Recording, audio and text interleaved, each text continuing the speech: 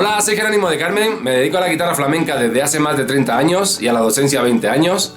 He tocado para personalidades tan importantes como el Papa Juan Pablo II, Su Majestad de los Reyes de España, y actualmente toco y he tocado para artistas de primer nivel como la señora Ana Gabriel, Carlos Rivera, Diego Sigala. Mis maestros han sido mi padrino Enrique de Melchor, Rafael Morales, Miguel Ochando, José Carlos Zárate y Francisco Manuel Díaz.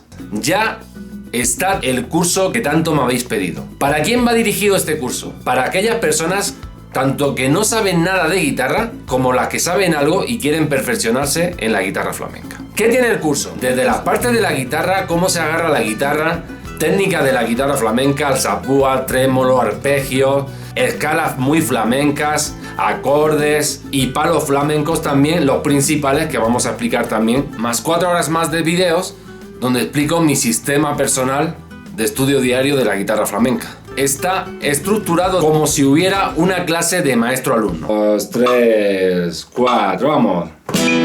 Sin repetir, dedos, para tener un correcto aprendizaje de la guitarra flamenca. Sí os recomiendo, realmente es este curso, porque aquí sí hay una estructura y un sistema de estudio para tocar la guitarra flamenca. Si quieres aprender a tocar la guitarra flamenca, anímate y hazte con este curso.